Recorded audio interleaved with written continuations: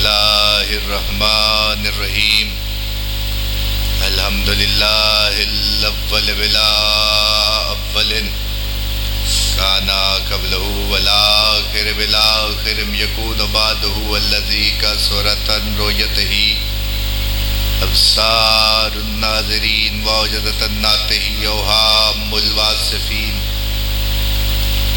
الذي ابتدى بقدرته خلق ابتداء مقترهم على مشيئة اقترام ثم سلك بهم طريق إرادته وبعثهم على سبيل محبته والصلاة والسلام على الأول العدد والصاحب الأبد أسرته خير الأسر وإطرته خير الإطر وشجرته خير الشجر نبتت في حرم بسقت في كرم سيدنا ومولانا بالقاسم المحمد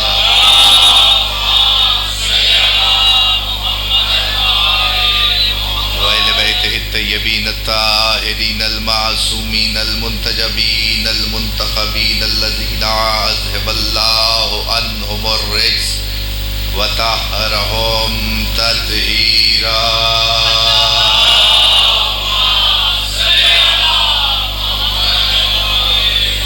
ولعنة الباقية على أعدائهم ومنكر فضائلهم وغاصب حقوقهم مجمعين من يوم ظلمهم إلى يوم الدين أما بعده فقط قال الله تبارك وتعالى في محكم كتاب الحكيم وفرقان الحميد وقوله الحق واصدق الصادقين بسم الله الرحمن الرحيم قل كفى بالله شهيدا بيني وبينكم ومن عنده علم الكتاب صلوات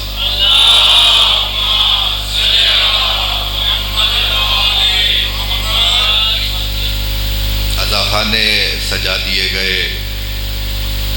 فرش عزا بچھا دیے، شہ نشین سج گئے، مادر حسنین ہر عزا خانے میں جا کے کہہ رہی ہے کوئی میرے بچے پہ رونے والا،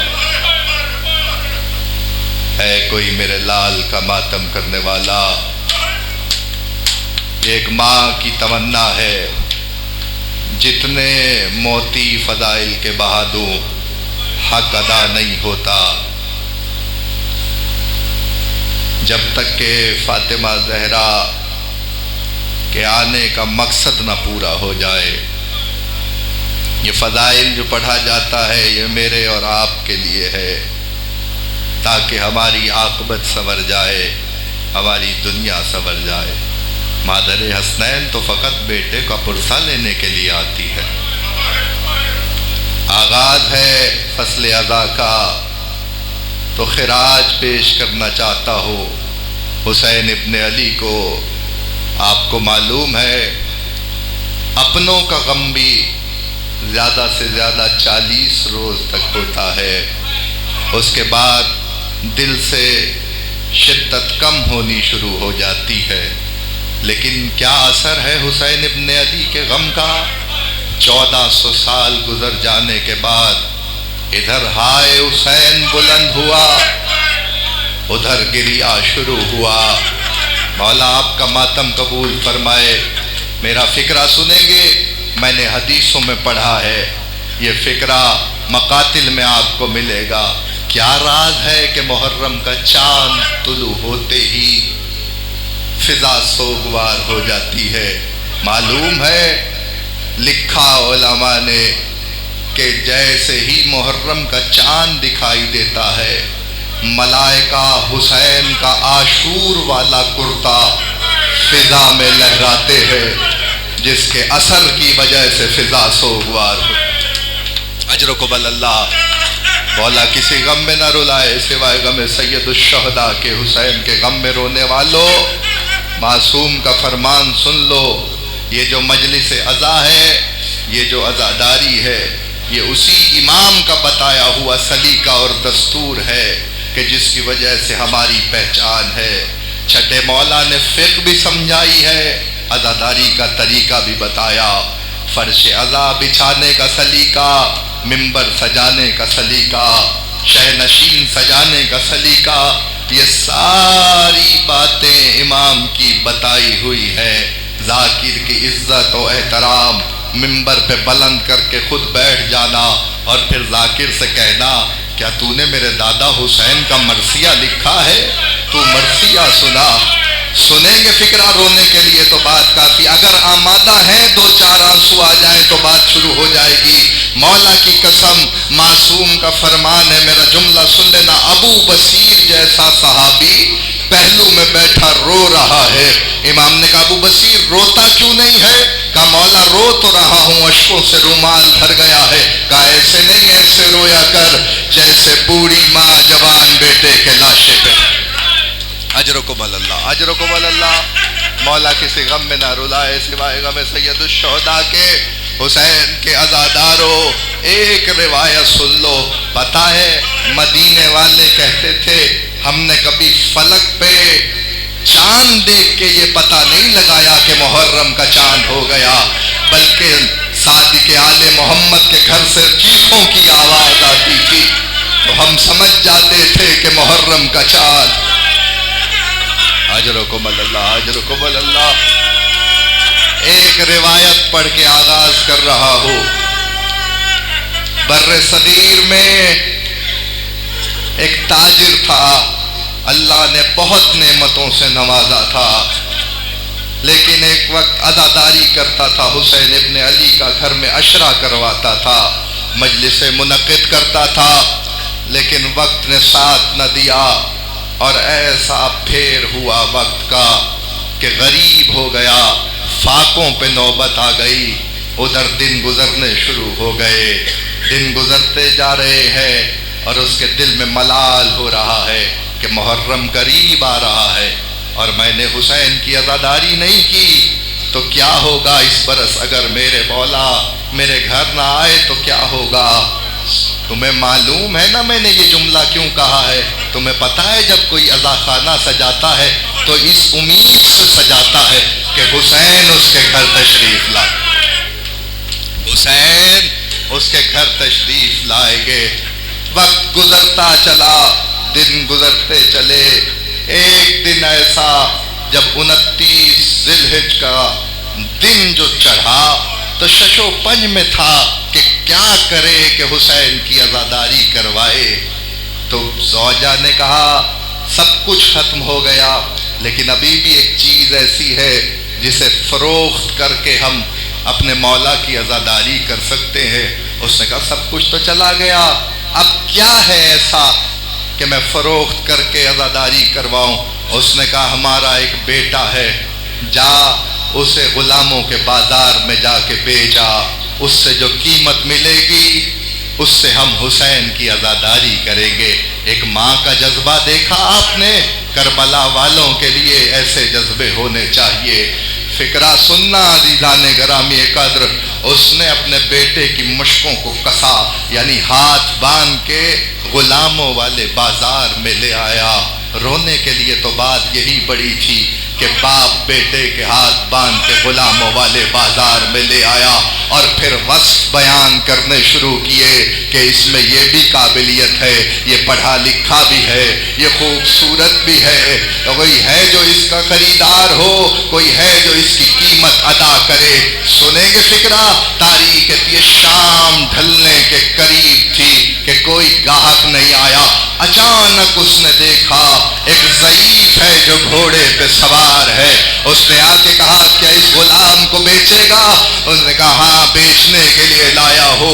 کہا بہت اطاعت گزار غلام ہے، آپ کی اتباع میں زندگی گزار دے گا۔ سنیں گے فکرہ، میں مر جاتا میں فکرہ نہ پڑتا، مولا کی قسم کھا کے کہتا ہو جیسے ہی خریدار نے قیمت ادا کی اس نے قیمت لے کے چوما اور چوم کے کہنے لگا مولا آپ کی عزاداری کا سبب آ گیا، بیٹا حوالے کر دیا، کہا ان کا خیال رکھنا، آج سے تو ان کا غلام ہے، ان کی اطاعت میں کوئی کوتاہی نہ کرنا۔ تم نے اطمینان سے سن لیا لیکن میرا جملہ یاد رکھنا، کچھ قدم بیٹا نئے آتے آقا کے ساتھ چلا تھا.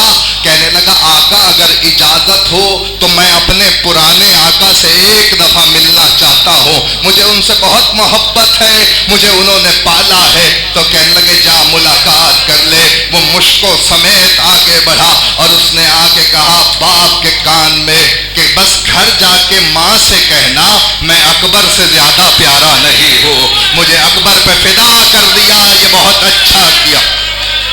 اجر و قبل اللہ, اجر و قبل اللہ. بس یہ فکریں سن لو, دو چار روایت ختم ہونے جا رہی. تم نے گریہ کیا, مولا تمہیں سلامت رکھے. عزیزان گرامی قدر میرا فکرہ سن لینا. تاریخ نے لکھا کہ کچھ قدم آگے بڑھا تھا نئے آقا کے ساتھ تو گفتگو کرنے لگا. ادھر گھر میں باپ نے بڑی شان سے مجلس کی, حسین کا ماتم کیا, حسین کی عزاداری وفا ہوئی. جب آپس میں تمام ہونے کے بعد مجلس میاں اور بیوی بیٹھے تھے, زوجہ اور شوہر گفتگو کر رہے تھے کہ اچانک دروازے پہ دستک ہوئی. دستک کا ہونا تھا, باپ نے دروازہ کھولا تو سامنے دیکھا بیٹا کھڑا ہے. کہا تو نے ہمیں رسوا کروا دیا, قیمت بھی ہم نے تیری لے لی اور تو بھاگ کے آ گیا. بس یہی ایک روایت کا نتیجہ تھا. اس نے ہاتھ باندھ کے کہا بابا میں بھاگ کے نہیں آیا ہوں. کہا پھر کیسے آیا ہے؟ کہا چند قدم آگے چلنے کے بعد اس ضعیف نے میرے ہاتھ کھول کے کہنے لگا ہمیں اچھا نہیں لگتا کسی کے ہاتھ بندھے ہوئے ہو, مر جاؤں میں فکرہ نہ پڑھوں. عزادار مقتل کہتا ہے, کہنے لگے مجھے بتائیے تو آپ کون ہیں؟ کہنے لگے جس نے تجھے بیچا وہ تیرا آقا نہیں بلکہ تیرا باپ ہے. اس نے کہا آپ کو کیسے پتا؟ کہنے لگا جس کے لیے تو بکا ہے میں اس کا باپ علی ہوں. جا کے اپنے گھر کہنا ہم بیٹے لیتے نہیں ہیں, ہم بیٹے دے.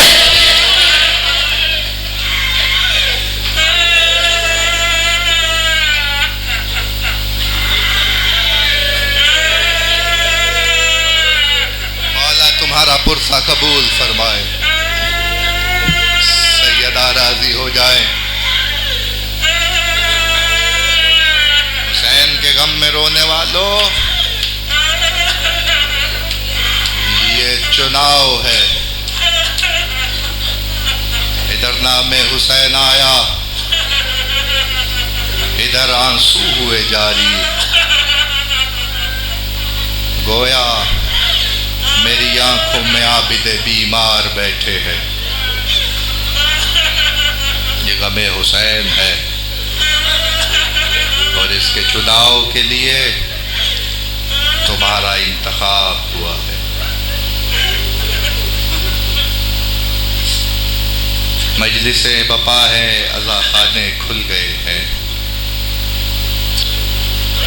حسین کی عزاداری کا وزن ہر دل برداشت بھی نہیں کرتا, ہر ایک حسین کے غم کا وزن اٹھا بھی نہیں سکتا. یہ تحفہ ہے اور نعمت ہے, شکر ادا کیا کرو جناب سیدہ کا کہ بی بی نے تمہارا انتخاب کیا ہے. 1.25 لاکھ نبیوں کی نبوت کو بچانے والا حسین تنہا بچا دیا. حسین ابن علی نے نبوتوں کو, ساری وراثتوں کو سنبھالے ہوئے ایک فکرے سے باطل کو پسپا کر گئے. حسین ابن علی کہ میرا ہاتھ ہر ایک ہاتھ پہ نہیں رہ سکتا. معلوم ہے اس میں راز کیا ہے. حسین ابن علی کا ہاتھ 1.25 لاکھ نبیوں کا ہاتھ. یہ ہاتھ کسی کے ہاتھ پہ آ جائے تو گویا 1.25 لاکھ نبیوں نے اس ہاتھ پر بیعت کی. لیکن حسین نے انکار بیعت سے 1.25 لاکھ نبوتوں کو بچا دیا. غور کرو اس بات پر. یہ جو فرش عزا بچ جاتا ہے, عزا خانے سج جاتے ہیں اور حسین کا غم بپا ہو جاتا ہے اور فضائل کے دریا اپنے منہ کھول لیتے ہیں۔ اس میں راز اور حقیقت یہی ہے۔ یہ 10 راتیں ایسی ہیں، میں نے آج جہاں تقریر کی ہے یہ فقرہ پڑھا ہے، آپ کے حوالے بھی کر رہا ہوں۔ مجلس میں فقط اس نیت سے آپ نے آنا ہے کہ ہم نے مادر حسنین کو راضی کرنا ہے، سیدہ کو راضی کرنا ہے۔ مجلس کا مقصد حسین کی ماں کی رضا ہے، ایام عزا کا مقصد حسین کی ماں کی رضا ہے۔ 1.25 لاکھ نبیوں کو پروردگار نے روئے عرض پہ ہدایت کے لیے بھیجا، اور یہ کہہ کے بھیجا کہ جاؤ میرا اسلام پہنچاؤ۔ شریعت بدلی ہے، ہر دور میں شریعت میں تبدیلی ہوئی ہے، لیکن دین ایک رہا ہے، وہی دین جو خدا کو پسند ہے۔ ان الدین عند اللہ الاسلام، اللہ کے نزدیک بہترین دین اسلام ہے۔ شریعت میں تبادلہ ہوا، کسی امت پہ کافی روزے فرض ہوئے، کسی امت پہ کتنے روزے فرض ہوئے، ہر ایک کے دور میں شریعت میں تبدیلی آئی، لیکن کوئی امت بھی ایسی نہیں آئی جس میں یہ نہ ہو کہ اس پہ روزے نہ فرض کیے، اس پہ نماز نہ فرض کی گئی ہو۔ نماز بھی فرض کی گئی امتوں پہ، روزے بھی فرض کیے گئے۔ بس عزیزان گرامی قدر، دل چاہتا ہے ہر نبی ہدایت کرنے کے لیے اللہ نے زمین پہ اتارا، لیکن ہدایت کے ساتھ ساتھ ہر نبی کا ایک مقصد اور تھا کہ وہ آنے والے ہمارے اور آپ کے آخری رسول کی بشارت دنیا کو دے، آخری رسول کی بشارت دنیا کو دے، اپنی امت کو بتائے کہ انتظار کرو کہ آخری پیغمبر آئیں گے جن کا نام احمد ہوگا۔ یعنی پتہ چلا اللہ نے 1.25 لاکھ نبیوں کو اس لیے مابعوث کیا کہ اپنے آخری پیغمبر کی آخری پیغمبر کا اعلان کروا سکے اور اس کا دنیا کو بتا سکے۔ تبھی تو پڑھ کے عیسائی اور یہودی کتابوں میں آتے تھے اور انتظار کر رہے تھے کہ کوئی آنے والا ہے جو مسیحائی کرے گا، جو مسیحا بن کے آئے گا، جو رحمت بن کے آئے گا۔ میں اس وقت اس طرف نہیں جانا چاہتا، مجھے تو عمارت کا ستون کھڑا کرنا ہے جس پہ باقی سارا عشرہ ٹکا رہے گا۔ میرا فکرہ یاد رکھیے عزیزان گرامی قدر، دین اسلام کی بنیاد کے لیے یہ بات سب سے اہم اور واضح ہے کہ اللہ نے سارے نبیوں کو ہمارے نبی کے لیے بھیجا، جسے آخری رسول بنا کے دنیا میں نازل کیا، دنیا میں اتارا، رحمت بنایا، پھر عالمین کے لیے بنایا، پھر قید نہیں رکھی کہ ایک عالم کے لیے ہے، نہیں، عالمین کے لیے بنایا۔ اور اس کے بعد یہ بھی نہیں کہا کہ صرف انسانوں کی ہدایت کے لیے ہے، بلکہ عالمین میں جو کچھ ہے اس کے لیے پیغمبر رحمت ہے، جو کچھ ہے اس کے لیے پیغمبر رحمت ہے۔ تو علماء اسلام نے لکھا، جہاں تک میری نگاہ ہے پہلا فقرہ آپ کے حوالے کر رہا ہوں، عشرے کا آغاز ہونے جا رہا ہے، مجھے نہیں پتا آپ کیسے استقبال کریں گے۔ علماء اسلام نے لکھا کہ 1.25 لاکھ نبوتوں میں کوئی نہ کوئی وصف تھا، ایک ایک وصف اللہ نے عطا کیا۔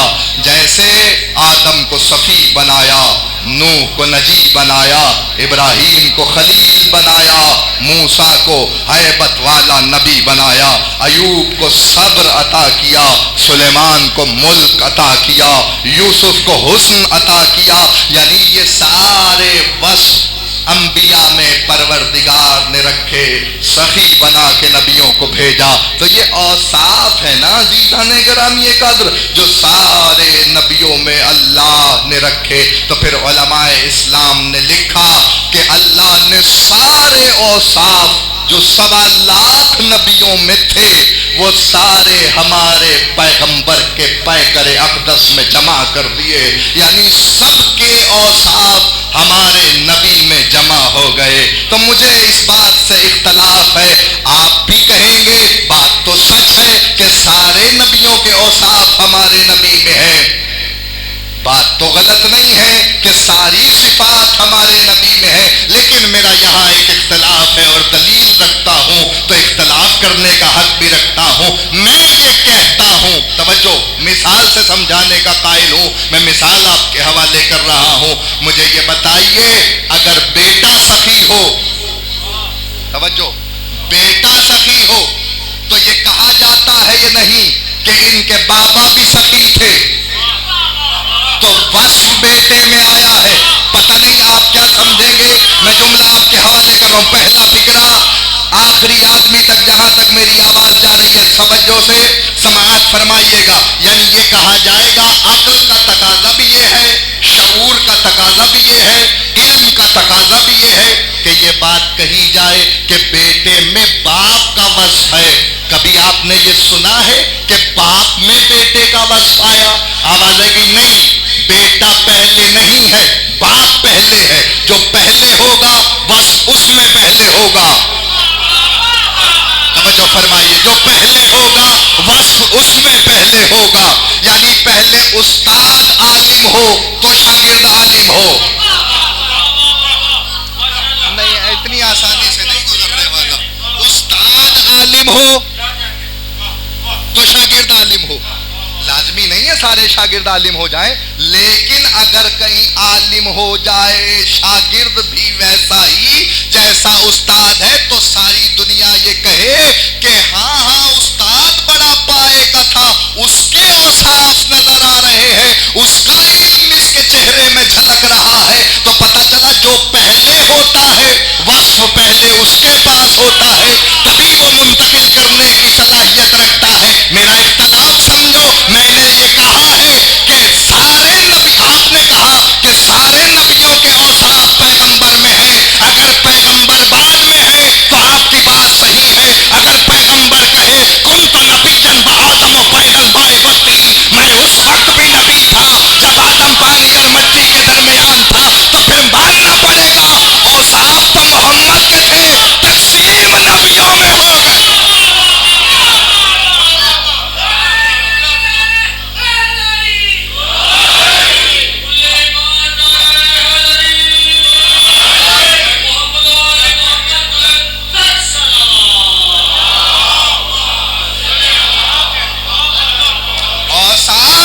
نبیوں میں منتقل ہوئے، لیکن سارے اوصاف میرے نبی کے ہیں جو اللہ نے. اب اس سے اچھا جملہ میں نہیں کہہ سکتا. اگر آپ نہ سمجھے تو آپ کا اپنا مقدر ہے. مولا شاہد ہے، اگر آدم مصطفیٰ نہ ہوتا، اگر توجہ کیجیے گا، آدم ہے مصطفیٰ اسی وجہ سے صفی ہے، چناؤ ہوا ہے نا. آدم کو چنا گیا ہے کہ زمین پہ خلیفہ بنایا جائے. انی جاعل فی الارض خلیفہ، میں زمین پہ خلیفہ بنانے جا رہا ہوں. یعنی انتخاب ہوا ہے آدم کا اور پتلا بنایا ہے. سال گزشتہ کے عشرے میں تقریر کرتے ہوئے میں نے تفصیل سے حضرت آدم کے اوپر گفتگو کی تھی، لیکن اس وقت میں گزر رہا ہوں تو جملہ سنیے گا.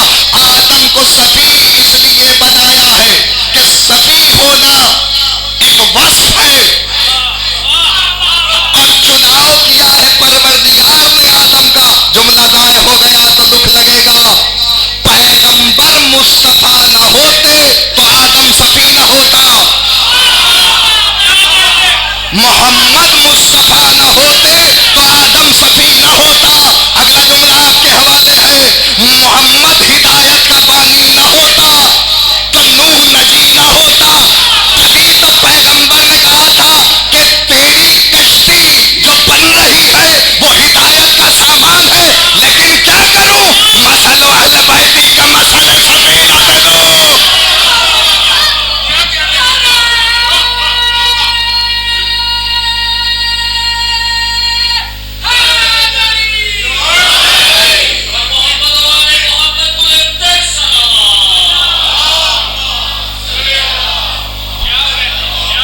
مسئلہ اہل بیتی کا مسئلہ صفی.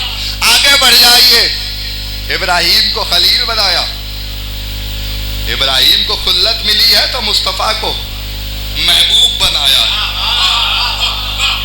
ایسے بھی کبھی سنا کیجئے تقریر جس طرف میں لے جانا چاہ رہا ہوں آپ کو بصدقہ محمد و اہل بیت محمد۔ آپ سلامت رہیے، شاد و آباد رہیے۔ میرے جملے، محمد مصطفیٰ کو حبیب بنایا، حبیب نے کہا تو میرا محبوب ہے۔ صحیح؟ اب آپ نہ سمجھے تو کون سمجھے؟ ایوب کو صبر دیا، حسین جیسا بیٹا دے کے بتایا اس سے بڑا صابر تو نہیں ہے ایوب۔ چلیے آپ نے ٹھنڈے ٹھنڈے سنا، پھر جملہ سنیے، یوسف کو حسن عطا کیا نا، یوسف کو حسن عطا کیا۔ عالم اسلام سے کھلا چیلنج کر رہا ہے احمد حسن، جاؤ کوئی جھوٹی سے جھوٹی روایت لے آؤ، سارے اس بات پہ اتفاق کریں گے کہ پیغمبر کی جبین اطہر سے بہنے والا عرق مطہر جس کا نتیجہ 1.25 لاکھ انبیاء ہے، یعنی یوسف کو اللہ نے نبی کی پیشانی سے بہنے والے پسینے سے خلق کیا ہے۔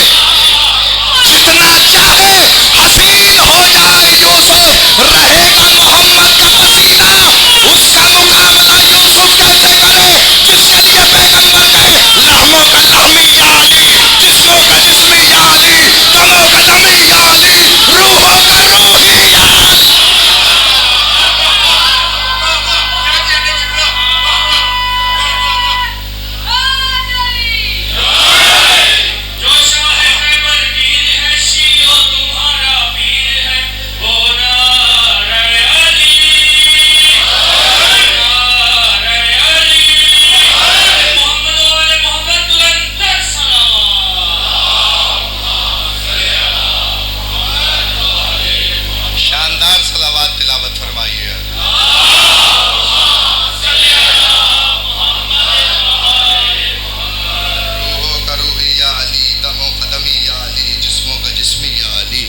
نفسوں کا نفسی یا علی۔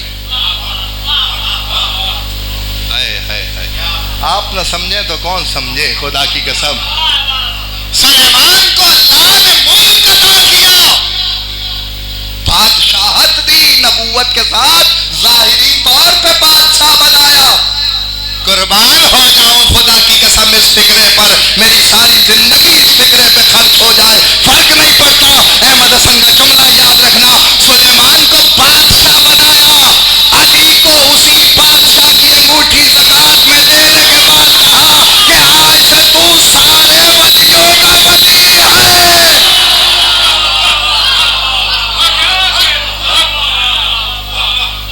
چلیے رک جائیے، آج کی منزل اسی پہ رکتے ہیں، یہیں رکتے ہیں، اتنی جلدی تو آگے نہیں بڑھ سکتے نا، بصدقہ محمد علیہ وسلم۔ 3 سال پہلے حضرت سلیمان پہ گفتگو کرتے ہوئے اسی ممبر سے ایک فکرہ کہا تھا، اب وہ پڑھنے جا رہا ہوں جو نہیں پڑھا تھا، بصدقہ محمد علیہ وسلم۔ ملکہ سبا حضرت بلقیس اس وقت روئے زمین پہ ان سے بڑا کوئی فرما روا نہیں تھا، اتنی بڑی بادشاہت کی مالک تھی۔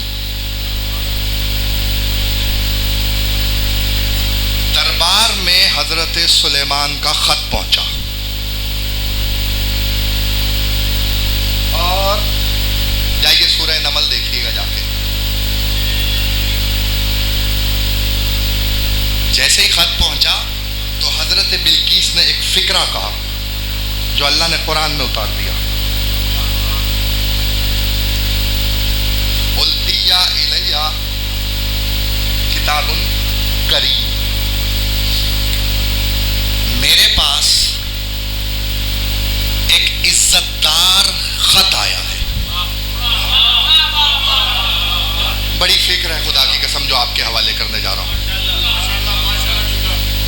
دربار میں بیٹھے ہوئے سرداروں کو مخاطب کر کے کہا، اے سرداروں، میرے پاس ایک عزت دار تحریر آئی ہے۔ مفسرین نے حاشیہ نگاری کی اور مفسروں نے لکھا کہ کئی وجوہات کی بنا پر حضرت بلقیس نے اس خط کو عزت دار کہا، ان میں سے آج ایک وجہ آپ کے حوالے کر رہا ہوں، آج کی حد تک بصدقہ محمد علیہ وسلم۔ کا عزت دار اس لیے تھا کیونکہ اس پہ ایک مہر لگی ہوئی تھی. مہر یعنی سٹیمپ. اس کی وجہ سے بی بی نے کہا کہ عزت دار خط ہے. وہ مہر یعنی دستخط تھے حضرت سلیمان کے. آمادہ ہوں تو میں سناتا ہوں, آپ کی توجہ یہی چاہیے. دستخط حضرت سلیمان کے تھے جن کا احترام جناب بلقیس نے کیا. تحریر کا احترام کرنے کی جزا اللہ نے یہ دی کہ حضرت بلقیس کو حضرت سلیمان کا حرم قرار دیا. حضرت سلیمان کا حرم قرار دیا تحریر کی عزت کی وجہ سے. پہلی بات تو یہ کہ سلیمان نے دستخط کیے تھے, مہر تھی, صحیح ہے, مہر سب تھی, تو اس پہ حضرت سلیمان یعنی پہلے جو بادشاہ گزرے ہیں یہ کافی دیر تک یہی دستور رہا کہ ان کے ہاتھ میں جو انگشتری ہوتی تھی وہ ان کی مہر کہلاتی تھی. آج بھی ہمارے ہاں جو نظام رائج ہے, مرجعیت کا جو نظام ہے, اس نظام میں بھی جب فتویٰ صادر ہوتا ہے تو مجتہد اپنی انگوٹھی سے مہر ثبت کرتا ہے, اور جب مجتہد دنیا سے چلا جاتا ہے تو اس کی مہر توڑ دی جاتی ہے تاکہ, توجہ کیجیے گا, تاکہ اس کی مہر کا غلط استعمال نہ کیا جائے. یعنی اس مہر کی اہمیت کو پہچانیے گا کہ مہر بہت اہمیت رکھتی ہے. اللہ جانے میرے پر ہوتے میں اڑ کے پرواز کر کے فکرہ پڑتا, آپ کے حوالے جیسے چاہے سنیے گا. مہر کی بہت اہمیت ہوتی ہے. اب ایک مہر کی طرف آپ کا اشارہ دلوانا ہے تاکہ آپ کے ذہن اس مہر کی طرف چلے جائے. سلیمان جب آئے, حضرت سلیمان فارسی, تو انہوں نے آ کے دیکھا, انہوں نے پوچھا, سوال کیے. ایسے بہت سے اصحاب نے سوال کیے ہیں. حضرت ابو ذر غفاری علیہ السلام, حضرت ابو ذر غفاری رضی اللہ تعالیٰ عنہ, انہوں نے بھی پیغمبر سے یہی سوال کیا تھا کہ میں چاہتا ہوں کہ آپ مجھے مہر نبوت دکھائے. مہر نبوت دکھائے تو حضرت ابو ذر کے کہنے پر رسول اللہ نے پشت سے کپڑا ہٹایا. کہا ابو ذر جسے تلاش کر رہے ہو وہ میرے دونوں شانوں کے درمیان ہے. توجہ عزیزان گرامی قدر, اتنی عزت مہر کی ہوتی ہے کہ اسی کی وجہ سے نبوت ہوتی ہے. جس مہر کی اتنی عزت ہے اس پہ جس سے قدم آ جائے اسے علی المرتضیٰ کہتے ہیں.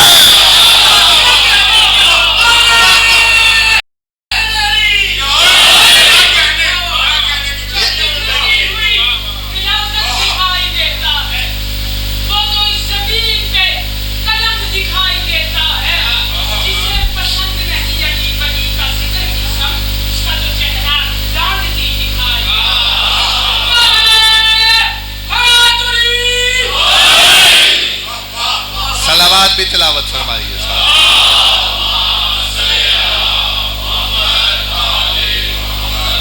تو آپ نے دیکھا کہ مہر کا احترام و عزت کیا. جہاں رکا ہوں وہیں اس مہر کی وجہ سے عزت ہوئی. لیکن لکھا سب مفسرین نے لکھا کہ قرآن مجید میں جگہ ملی, کتاب کریم کہہ کے ایک بی بی نے پکارا, اللہ نے ویسے ہی قرآن میں رکھ دیا کہ یہ عزت والا خط آیا ہے. بس عزیزان گرامی قدر, آج کی حد تک یہی منزل آپ کے حوالے کر دی ہے. عزت دار خط آیا, احترام ہوا, اللہ کے نبی کا حرم قرار پائیں اس احترام کی وجہ سے. اب آپ کے حوالے جملہ, جب نبی ہجرت کر کے میرا اور آپ کا آخری نبی خاتم المرسلین حضرت محمد مصطفیٰ صلی اللہ علیہ وآلہ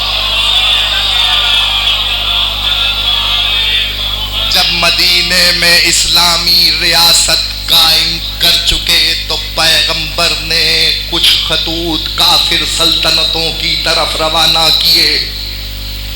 لکھوائے علی سے, دستخط نبی نے کیے. علی نے دستخط نبی نے کیے. میں موضوع کا اجرا کرنے جا رہا ہوں کہ یہاں کا موضوع کیا ہے. اگر یہ بات دل میں اترے گی تو اگلی بات آپ تک پہنچے گی. لکھوائے علی سے، دستخط کیے پیغمبر نے. ایک آدمی پڑھا لکھا ہی نہ ہو اور میں اس سے کہوں دستخط کر،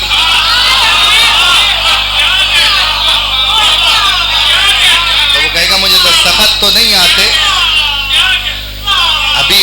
ابھی زمانے کو خبر ہونی چاہیے اس بات کی. آج بھی جہاں کہیں کوئی پڑھا لکھا نہیں جاتا نادرا کے آفس میں تو شناختی کارڈ پر اس سے دستخط کی جگہ انگوٹھا لگوایا جاتا ہے. یہ ساتھ آپ کے افتخار بک ڈپو ہے. اگر یہاں سے خطوط پیغمبر کی کتاب مل جائے تو ٹھیک ہے، نہیں تو اردو بازار میں چھپی ہوئی کتاب دستیاب ہے. مونس بھائی جملہ میرا بہت قیمتی ہے، آپ کے حوالے کر رہا ہوں بصدقہ محمد و اہل بیت محمد. ایک ایک خط کو عالم اسلام تسلی سے پڑھ کے دیکھے اور دیکھنے کے بعد فیصلہ کرے پیغمبر نے انگوٹھا لگایا ہے یا دستخط کیے ہیں. پیغمبر نے ہر خط میں دستخط کیے ہیں، سگنیچر کیے ہیں. پیغمبر نے دستخط کیے. آپ کے حوالے جیسے چاہے سماعت فرمائیے. خط دو گئے، دو کا آپ کے حوالے جتنا چاہے داد دیجئے گا، لیکن ان جملوں کو محفوظ کر لیجئے گا سینے میں. دو خط دو سلطنتوں کی طرف گئے. ایک خط توجہ، ایک خط گیا نجاشی کے دربار حبش کی سلطنت میں. ایک خط گیا کسرا کے دربار فارس کی سلطنت میں. دونوں کافر. جب ایلچی رسول اللہ کا خط لے جانے والا قاصد جب پیغمبر کا نجاشی کے دربار میں پہنچا تو اس وقت اس کو پتا چلا کہ نبی آخر کا خط آیا ہے. کتابوں میں پڑھ چکا ہے کہ کوئی نبی آنے والا ہے. ابھی تک کلمہ نہیں پڑھا، لیکن اس کے باوجود جیسے ہی نبی کا خط آیا استقبال کے لیے تخت سے اترا، ایلچی سے خط لیا، آنکھوں سے لگایا، احترام سے تخت پہ آیا، پڑھنے والے کے حوالے کیا. پڑھنے والے نے پڑھ کے سنایا، خط پڑھا گیا. اس نے جواب کے صورت میں جو خط لکھا، ایلچی خط لے کے واپس گیا. وہی کیسر کی کسرا کی طرف دوسرا خط گیا. اس نے کہا کس کا خط ہے؟ کہ خاتم المرسلین کا. اس نے توہین کی، خط کو لے کے پارا کیا، پرزوں میں بانٹنے کے بعد اس نے واپس کیا ایلچی کو. دونوں ایلچی پیغمبر کے دربار میں پہنچے، نبی کے سامنے آ کے کہنے لگے. نبی نے پوچھا کہ بتاؤ تمہارے ساتھ کیا معاملہ گزرا. میرے پاس پر ہوں، میں جملہ پروں پہ اڑ کے پڑھوں. خدا کی قسم جملہ اتنا وزنی ہے، تاریخی جملہ آپ کے حوالے کر رہا ہوں. تو ایسے میں نجاشی کی طرف جو ایلچی گیا اس نے کہا یا رسول اللہ، کافر تھا لیکن آپ کے خط کا بڑا احترام کیا، بہت عزت کی. نبی نے ہاتھ اٹھا کے کہا خدا اسی سلطنت کو سلامت رکھے جس نے میری تحریر کا احترام کیا. خدا اس کی سلطنت کو سلامت رکھے.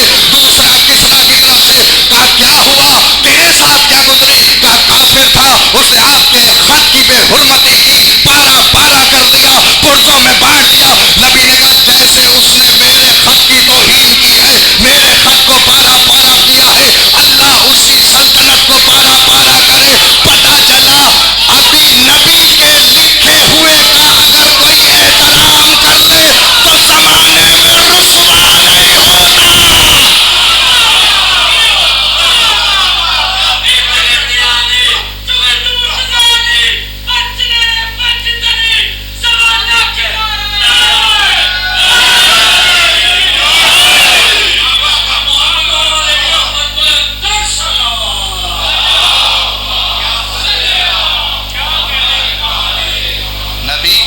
مستحق ہو جاتا ہے. جہاں رکا ہوں وہیں واپس آ رہا ہوں. آج کی حد تک کل آگے بڑھ جائیں گے بصدقہ محمد و اہل بیت محمد. باہر سے سفر کر کے آنا ہوتا ہے. آپ کی توجہات کا شکر گزار ہوں. اگر آپ وقت سے تشریف لے آئیں گے تو مجلس بھی وقت سے ہی شروع ہوگی. شہر سے باہر سے سفر کر کے اگر 5-7 منٹ اوپر نیچے ہو جائے تو معظم بھائی اس کی معذرت ہے، ورنہ انشاءاللہ یہاں ممبر پہ آنے کا وقت 12 بجے ہے، اور موضوع کا اجرا یہاں عنوان گفتگو خصائص علی ہے کہ جو خصوصیتیں امیر المومنین میں پائی گئی ہیں وہ ساری خصوصیات جتنا ہو سکے گا مولا کی طرف سے جو عطا ہوگا آپ کی خدمت اقدس میں بیان کریں گے۔ میں پہلی خصوصیت علی کی آپ کے سامنے رکھنے جا رہا ہوں، اور اس کے بعد جیسے آپ کا دل کرے گا پڑھتے چلے جائیں گے جہاں رکا ہو۔ یعنی پیغمبر نے بتایا میری تحریر کا احترام کرنا یہ سلیمان کی حکومت ہے، لیکن جاؤ عالم اسلام کو چیلنج کر رہا ہو، کہیں دکھاؤ کہ پیغمبر نے کہیں کہا ہو کہ آدم کی صفت جو ہے اس کی جھلک مجھ میں نظر آتی ہے، نوح کی نجابت جو ہے اس کی جھلک مجھ میں نظر آتی ہے، عیسیٰ کا زہد جو ہے اس کی جھلک مجھ میں نظر آتی ہے۔ حالانکہ اوصاف تو سارے نبی کے ہیں جو تقسیم ہوئے ہیں، لیکن پیغمبر نے کہیں جھوٹی سے جھوٹی روایت نہیں ملے گی۔ 9 دن کا وقت ہے تمہارے پاس، لے آنا، ممبر پہ آنا چھوڑ دوں گا اگر کوئی یہ لا کے دکھا دے گا۔ یہ تو دکھاؤ، یہ تو میں ثابت کروں گا کہ یہ سارے نبی کے وصف ہیں جو نبوتوں میں تقسیم ہوئے ہیں، لیکن نبوت نے کبھی یہ دعویٰ نہیں کیا، نہ ہمارے پیغمبر نے یہ کہا کہ یہ سارے اوصاف مجھ میں تمہیں ظاہر نظر آئیں گے، حالانکہ میری ہی وجہ سے ان میں بانٹے گئے ہیں، میری ہی وجہ سے ان میں بانٹے گئے ہیں۔ پہلی خصوصیت تمہارے حوالے کر رہا ہوں، اس نبی کو کہنے کی ضرورت ہی نہیں پڑی جس نے اپنے ولی کے لیے کہا ہو، جس نے آدم کو دیکھنا ہو علی کو دیکھ لے، نوح کو دیکھنا ہو علی کو دیکھ لے، ابراہیم کو دیکھنا ہو علی کو دیکھ۔ نہیں جناب، جس نے آدم کو صفت میں دیکھنا ہو علی کو دیکھے، نوح کو نجابت میں دیکھنا ہو علی کو دیکھے، موسیٰ کو ہیبت میں دیکھنا ہو علی کو دیکھے، عیسیٰ کو زہد میں دیکھنا ہو علی کو دیکھے، سلیمان کو ملک میں دیکھنا ہو علی کو دیکھے۔ یہ پہلی خصوصیت ہے کہ پیغمبر کے اوصاف آپ حیران ہو گئے۔ میں پڑھ تو نبی رہا تھا، اچانک علی پہ کہاں سے آ گیا؟ اسی لیے تو آیا کہ پیغمبر نے کہا انا ولی من نور واحد۔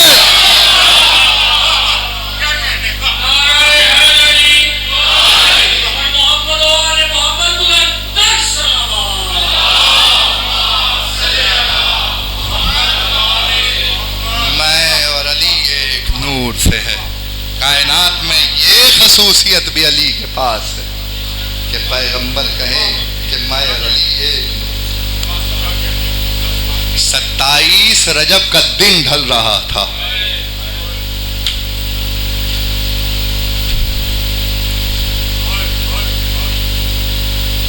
ایک خط مدینے آیا، خط گفتگو کو روکا ہے اور خط سے ہی مسائل کا آغاز کر رہا۔ ایک خط مدینے آیا، قاصد کو بھیجا گیا کہ حسین کو دربار بلاؤ۔ یہ نہ کہنا پہلے ہی سن لو، تفصیل سے پڑھنے کا حکم ہے، مسائل تفصیل سے ہی پڑھوں گا۔ 10 دن رونے کے لیے ہیں،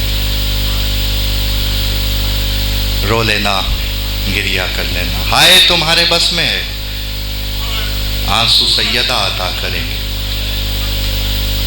یقیناً تم رونے کے لیے ہی آئے ہو، ذاکر جو ذکر کرتا ہے وہ تو یاد دہانی ہے، تمہارے بچوں کو بھی یاد ہے کہ حسین پہ کیا کیا مصیبت گزر گئی۔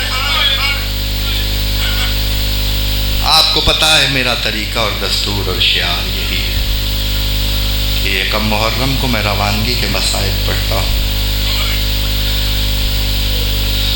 خط جو پہنچا کا دربار میں بلایا ہے، جتنا بھی چھوڑ دوں بڑا وسیع مضمون ہے۔ رونا اس بات کا، بھرے مدینے میں کسی نے بھی آگے بڑھ کے حسین سے یہ نہیں کہا مولا کیوں جا رہے ہو، مولا کیوں وطن چھوڑ رہے ہو۔ خط آ گیا، حسین نے جانے کا ارادہ کیا، بہن نے پوچھا بھیا کہاں کا ارادہ ہے؟ زینب کوئی خط آیا ہے، دربار میں بلایا ہے؟ کہا بھیا دربار سے کچھ اچھی یادیں وابستہ نہیں ہے، میں آپ کو اکیلے دربار نہیں جانے دوں گی۔ یہ کہہ کے شہزادی زینب نے آواز بلند کی، مسلم ابن عقیل، عباس دلاور، علی اکبر، قاسم اور محمد، بنی ہاشم کے جوان تلواریں کھینچتے ہوئے آئے۔ حکم فرمائیے شہزادی کہ میرا بھائی دربار جا رہا ہے۔ آوازیں نہ رکنے پائیں، گریہ نہ رکنے پائے۔ سیدہ کو جیسے تمہارے آنسو پسند ہیں ویسے گریے کی بلند آوازیں بھی پسند ہے۔ میرا کوئی امام ایسا نہیں جس نے یہ نہ کہا ہو، جب بھی ہماری مصیبت پہ رونا چیخ مار کے رونا، ایسے رونا جیسے بوڑھی ماں جوان بیٹے کے لاشے پہ روتا۔ اجرکم اللہ، اجرکم اللہ، اجرکم اللہ۔ چل پڑے شہزادے حسین کو جھرمٹ میں لیے ہوئے۔ پتہ ہے مقتل نگاروں نے لکھا ہے، مقتل نگاروں نے لکھا حسین گھر سے ایسے برآمد ہوئے جیسے چاند ستاروں کے جھرمٹ میں نکلتا ہے۔ فاطمہ زہرا کا چاند بنی ہاشم کے ستاروں کے جھرمٹ میں گھر سے نکلا اور تھا دارالامارہ کے قریب پہنچ کے۔ حسین نے کہا رک جاؤ، سب یہیں انتظار کرو، عباس اگر میری آواز بلند پانا تو پھر دربار میں چلے آنا۔ آغاز ہے مصائب کا، اگر سمجھ گئے تو رونے کے لیے کافی ہو جائے گا۔ حسین دربار میں آئے، کیوں بلایا ہے؟ کا خط آیا ہے۔ کا کیا لکھا ہے؟ کا بیعت مانگتا ہے، یزید بیعت مانگتا ہے کہ مجھ جیسا اس جیسے فاسق کی بیعت نہیں کر سکتا، مثلی لا یبایع مثلہ، مجھ جیسا اس جیسے فاسق کی بیعت نہیں کر سکتا۔ یہ کہہ کے پلٹے اور کہنے لگے باقی کا جواب مسجد نبوی میں حسین دے گا۔ کہنا تھا کہ کسی نے کان میں آگے بڑھ کے کہا کہ اگر آج چلے گئے تو خون ریزی کے بغیر ہاتھ نہ آئیں گے، ابھی موقع ہے، تنہا ہے حسین، ابھی گردن اتار لے۔ بس یہ سننا تھا، امامت کے چہرے پہ جلال آ گیا۔ کہنے لگے یبن الزرقا، نیلی آنکھوں والی کے بیٹے میں اتنی جرأت کہ مدینے میں حسین کے سر کی بات کرے۔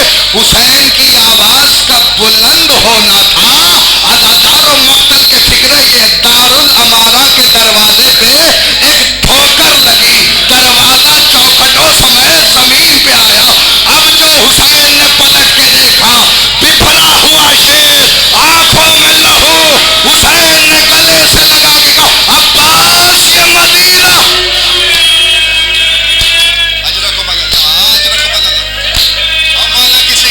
رلائے ہائے کرنے والوں، سیدہ روزی ہو جائے۔ میری ماں و بہنوں، تمہارا زیادہ حق ہے، خدا کی قسم ایک فکرہ سن لو، نہ جنگلوں میں علی کی بیٹیاں آتی، نہ ہم تمہیں ایسے بازاروں میں لے کے نکلتے۔ ہائے غربت علی کی بیٹی کی، شام کا نجس ماحول تھا جہاں علی کی بیٹی بے مقناؤ چادر۔ اجرکم اللہ، اجرکم اللہ۔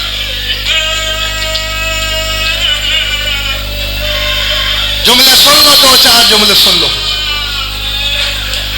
حسین نے عباس سے کہا عباس جاؤ گھر جاؤ بھیا، میں نانا کی قبر پہ جا رہا ہوں آخری سلام کرنے کے لیے۔ حسین نانا کی قبر پہ آئے، رخسار قبر رسول پہ رکھے کہا نانا آخری سلام۔ جو ماتم کی تیاری کر کے بیٹھا ہے وہ سن رہا، نانا آخری سلام۔ نانا اب نواسا چراغ جلانے نہیں آئے گا، نانا اب حسین قبر کی مجاوری کے لیے نہیں آئے گا، نانا مجھے مدینے میں نہیں رہنے دیتے۔ رات کا ایک پہر بچ گیا تھا، حسین قبر رسول اللہ سے اٹھے، بقی کی طرف آ کے بھائی کو سلام کیا، بھیا حسن سلام۔ اب حسین قبر پہ نہیں آئے گا، حسین مدینہ چھوڑ کے جا رہا ہے، تمہارا مدینہ تمہیں مبارک ہو۔ عزاداروں وہاں سے ماں کی قبر کا رخ کیا، بس جاتا فکرہ نہ پڑتا۔ حسین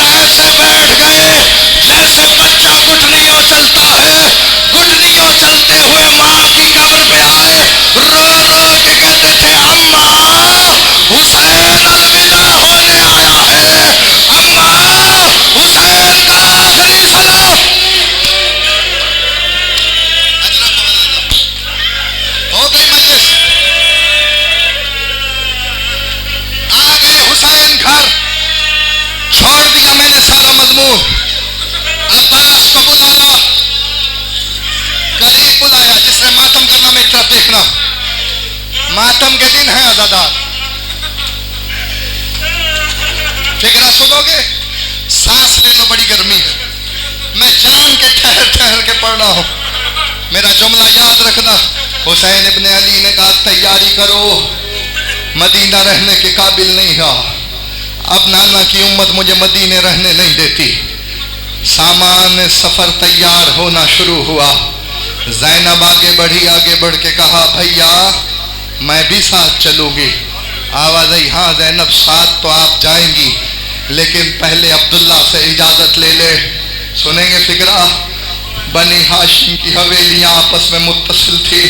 زینب حسین کے خیمے سے حجرے سے نکل کے اپنے حجرے تک آئی. جیسے ہی حجرہ قریب نظر آیا، صحن خانہ میں زینب مٹی پہ بیٹھ گئی. ادھر مٹی پہ زینب بیٹھی، ادھر عبداللہ گھر میں داخل ہوئے. عبداللہ کا گھر میں داخل ہونا تھا، امامہ سر سے اتار کے زمین پہ پٹکا. پٹک کے کہنے لگا خدا خیر کرے عباس کی زندہ ہو. زینب مٹی پہ بیٹھ جائے یہ ممکن نہیں ہے. شہزادی کیا ہوا کہ آپ عباس کے ہوتے ہوئے مٹی پہ آ گئی ہیں؟ آواز آئی عبداللہ میرا بھائی عراق کے سفر کے لیے جا رہا ہے، اجازت دو میں بھائی کے ساتھ جاؤ. آواز آئی جب میرے چچا علی نے آپ کا عقد مجھ سے پڑھا تھا تو کہا تھا کہ عبداللہ ایک تو زینب کو روز حسین کی زیارت کے لیے بھیج دینا کیونکہ بہن بھائی کے بغیر نہیں رہ سکتی. دوسرا عبداللہ یاد رکھنا کبھی اگر حسین عراق کی طرف جائے تو زینب کا نہ روکنا، سر پہ ماتم کرنا سارے عزادار. میں فکرہ پڑھنے جا رہا ہوں. مقتل کہتا ہے ایسے عالم میں زینب کو اجازت ملی تو خیمے میں آئی، اس حجرے میں آئی جہاں سامان تھا. عبداللہ نے کہا شہزادی میں عرب کا رئیس ہوں، مجھے بتائیے آپ کو کیا چاہیے. جو چاہیے میں لکھتا ہوں، جاگیر نام کرتا ہوں، مال ساتھ کرتا ہوں. زینب عالیہ نے ایک جلی ہوئی چادر اٹھائی، اٹھا کے کہا عبداللہ گواہ رہنا اماں کی جلی ہوئی چادر کے علاوہ زینب آپ کے گھر سے کچھ نہیں لے جا رہی. عبداللہ نے دو بچوں کو بلا کے کہا میرے چچا نے کہا تھا حسین پہ مصیبت کا وقت آئے گا، جب مصیبت کا وقت آئے اون کو میری طرف سے، محمد کو اپنی طرف سے، حسین پہ سے صدقہ.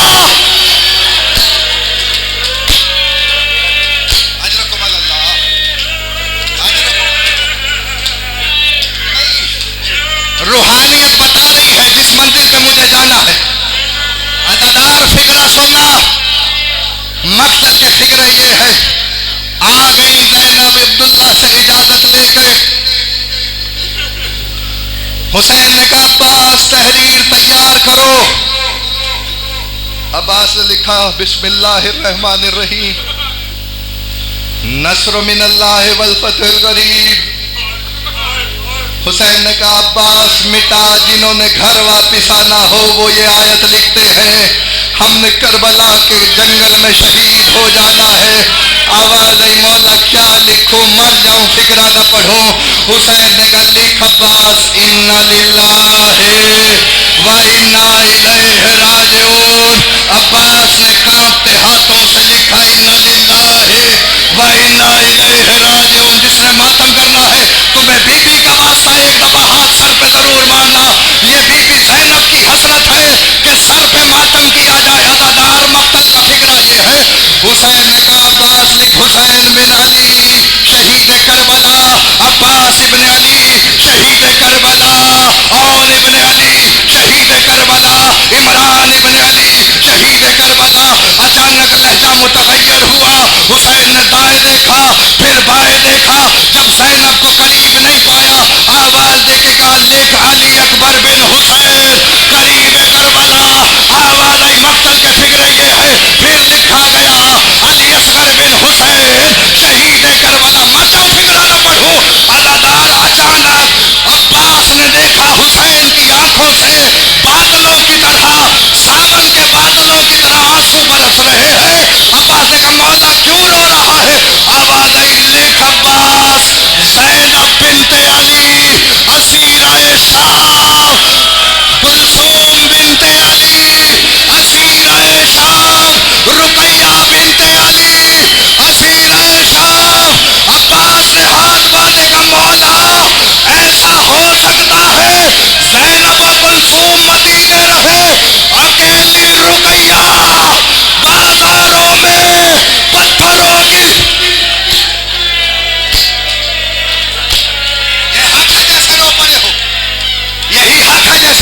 ہو.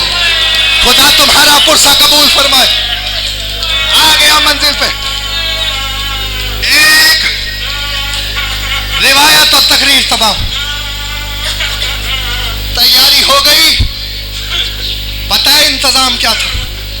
سن لو. بنی ہاشم کے محلے میں قناتیں لگوائی گئی تھی، کالی قناتیں لگوائی. عباس نے اعلان کیا الحجاب الحجاب، پردہ کر جاؤ. آج کوئی بچہ بھی چھت پہ نہ آئے. علی کی بیٹی کا قدم گھر سے باہر آ رہا ہے.